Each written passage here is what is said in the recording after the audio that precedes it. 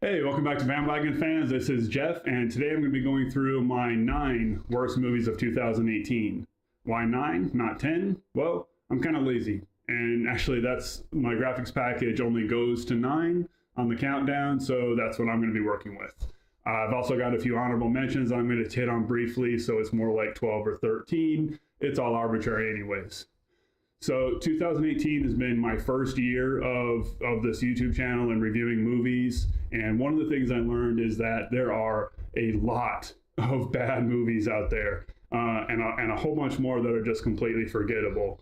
You know, movies like Beirut and Traffic, Unsane, Gringo, movies that just barely registered as having actually seen them. But if it weren't for all those bad movies, you know, there wouldn't be an industry to support the great ones that I'm going to be talking about in a separate list. So you just got to, facts of life. Take the good, take the bad, and there you have Hollywood. A lot of mediocrity with a few great movies mixed in. So for my personal list, the criteria is not necessarily just bad movies, but movies that stuck out at the end of the year that really stuck out with me for either having been forgettable when they shouldn't have been, irritating, poorly made. Just the 9 movies that, as I went through everything that I saw, I said, man, this was a genuinely bad experience going to the theater and watching this. So with that being said, I'm going to hit on the few of these honorable mentions real quick. So the first honorable mention, this is probably the most overrated of the movie, for me at least, and that is Hereditary. Now, I know a lot of people love this movie. It's on a lot of people's best list of the year. But for me, I never got into it. People around me were laughing, and after a while, I was laughing with them because too much of this movie was slow, didn't make sense. Characters were completely unlikable, and at the end of the movie, I was rooting for the credits more than anybody in the movie itself. So, most overrated movie, an honorable mention goes to Hereditary. Another honorary mention, this was one of the most recent movies, one of the last movies of 2018, and that is the DC blockbuster Aquaman. Again, really a lot of mixed reviews on this. Some people loved it, put it in their top 10 best movies. But for me, it was literally painful to watch just because how bloated it was, how repetitive it was.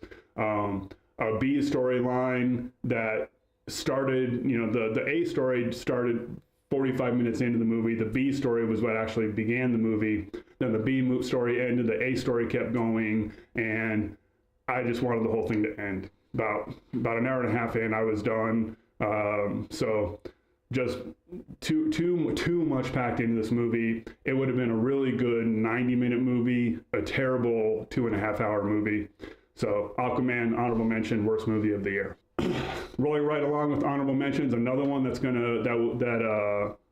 is mixed bag, a lot of really good reviews, a lot of really bad reviews, and that is the Freddie Mercury Queen biopic, Bohemian Rhapsody. When we did our review, it was me, Scott, and Jason. Scott called it a perfect movie for what it was supposed to be. He complimented the myth making of it, and I will say that one person's myth is another person's heaming style of horseshit. The more I think about this movie, the more irritated I got. Jason was the same way. We talked about it a few times. Just such a missed opportunity for what could have been a really great story. This was almost like they couldn't decide if they were trying to remake And the Band Plays On or Mamma Mia, and it was just a bad mix of the two. Should have stuck with one approach over the other. So Bohemian Rhapsody on my list, honorable mention, worst movie of the year. The last of the honorable mentions, this is one that I watched but didn't get a chance to review, and that is American Animals. Now, this one is actually a pretty good movie all around, really well made, really well acted. There's a trope that they use in this movie that really bothered me, in that it was a crime movie told through the perspective of the criminals, including actual interviews with the actual people that were involved in it, and completely ignored the pain and the harm they caused to the victims, particularly one woman in particular. And what really sunk this movie for me was they had the gall to include an actual interview with the woman who was assaulted, and The only part they included in the movie was her talking about the boys. Not so much her entire experience was put on the back burner so she could talk about the boys that had done this crime. So for that, American Animals, honorable mention, worst movie of the year. All right, enough of all these honorable mentions. Let's get to the actual list, starting with, and at number 9, this is one of several sequels or franchises that are going to make it on this list, and a particularly disappointing one for me. This is Sicario, Day of the Soldado. Now, I love the original Sicario, but that movie was truly a one-of-a-kind. There was absolutely no need to do a sequel, and they couldn't recreate the exact story. Emily Blunt didn't return for the sequel, so they took Benicio del Toro's character and tried to turn him into kind of a hooker with a heart of gold character, and it just didn't work. The whole thing fell flat. So instead of being with Josh Brolin as it was in Sicario, now he's kind of opposed to Josh Brolin, and just the story it just did not work for me. It just fell flat. Huge disappointment considering how good the original Sicario was. So number 9, Sicario, Day of the Soldado. All right, at number 8, worst movie of the year, according to me, we have a movie translated from a book that many said was not translatable to film, and so far they are right, and that is, of course, A Wrinkle in Time. So I saw this with Jason and Waylon, and we actually had a little bit of fun watching it, just because of how ridiculous it was. Visually, there were too many things that just missed the mark visually. Overall, the movie was just kind of a mess, just missed its mark. So that's why it's on this list. Number 8, A Wrinkle in Time. All right, number 7, worst movies of the year. And this was actually one of my most anticipated movies of the year. From a franchise that I absolutely love, this one completely fell flat, and that is the first Purge. So I love the first 3 Purge movies. I think they're incredibly underrated. I realize they're not particularly well-made movies, but they just speak to me. I just really like them.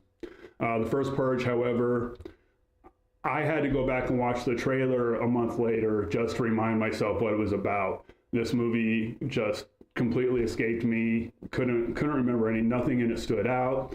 And from a franchise that I love so much, that's particularly disappointing. So that's why it's on the list, and that's why it's pretty high on the list. So that is number 7, The First Purge. All right, number 6. This one is a Melissa McCarthy movie, and there are a couple that could have been on this list. The one I had the misfortune of seeing was The Life of the Party, and what a turd basket this was. I can't even call this a movie. This was more like a string of unrelated sketches, reject sketches from Saturday Night Live. Her character made no sense from one scene to the next. It was just, what can we have her do that might be kind of funny? The whole movie was a train wreck. Just don't watch it. It was horrible, and that's why it's here. Number 6, Melissa McCarthy and The Life of the Party. Number 5. So here we have another entry in a tired franchise, and that is Jurassic World: Fallen Kingdom. The best part of this movie was knowing that I will never have to sit through that trailer again and that obnoxious violin sound, whatever the hell that was. This movie is as cynical a blockbuster can be. It tried really hard to manipulate the audience and tug at heartstrings, and it just did not do anything to earn the emotional beats it was trying to carry. The scene where the Brontosaurus or Brachiosaurus, whichever it was engulfed in the fireball, I almost stood up and yelled, "Fuck you, movie. No, you're not going to do that." Not so. And then from there, once they got to the house, it just got dumb. Bad decision after bad decision. The main dinosaur in it, I forget what it's called, Velociraptor awesomeness, whatever the hell they were trying to call it, was so bizarrely smart, and crafty, and tapping its toenails on glass and opening doors. And at one point, I really expected it to throw on a top hat, a cane, and sing, "Hello, my darling," as it danced across the stage. Just an again, terrible movie. I I don't know where they're going with this in the third one, but I hope it involves a lot of airstrikes on dinosaurs around Los Angeles. So Jurassic World Fallen Kingdom, number 5, and really, really dreading the next one in this franchise. All right, number 4 on the list, and this one I actually kind of have a soft spot in my heart for because this is my most watched video so far. This is Tyler Perry's Acrimony. This is my first Tyler Perry movie. I've only seen him before in Gone Girl, and I actually really enjoyed his performance. At the time, I didn't understand all the jokes about him. Now I get it, because this movie was god-awful. Unnecessarily bad green screen. The acting was just over the top, and it, just such a poorly made, poorly written movie. From a cast that's actually pretty well talented. Natasha B. Henson is a really talented actress, but just all over the place in this movie. And again, some of the green screening was like, the only other movie I've seen that compares to it this year was Book Club, which also could have been on this list. But thank you everybody that watched the review. And for those of you that left nasty comments about me, I don't really care. But this movie was a steaming pile of horse shit. So number 4 on this list, Tyler Perry's Acrimony. Okay, next up on the list, and really these top 3 could have been in any particular order because they were all just awful in their own little special way. But at number 3, this is the Death Wish remake starring Bruce Willis. So from the opening moments of the frame, as soon as I heard that they had changed the setting to Chicago and you had Mad Dog on the radio, I just knew that the dog whistles were going to be blowing extremely loud. And it didn't disappoint. This is a movie that represents a lot of what the problems that are happening in my country right now. This movie is a movie that was actually supposed to be released well over a year ago, but was delayed due to one of the mass shootings, and I believe it was the Las Vegas shooting.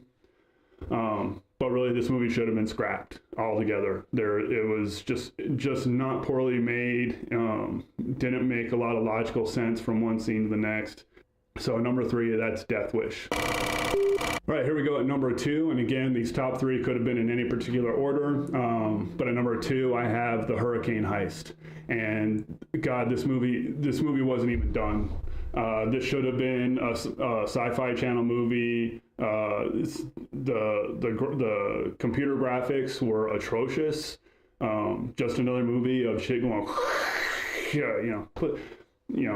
like Twister 5 or something. But really just an insult to its audience. And this is a movie that was definitely made for a particular audience. Movies for guys who like movies. More, definitely a working class audience that had that kind of a sensibility. But quite frankly, it was an insult to that audience.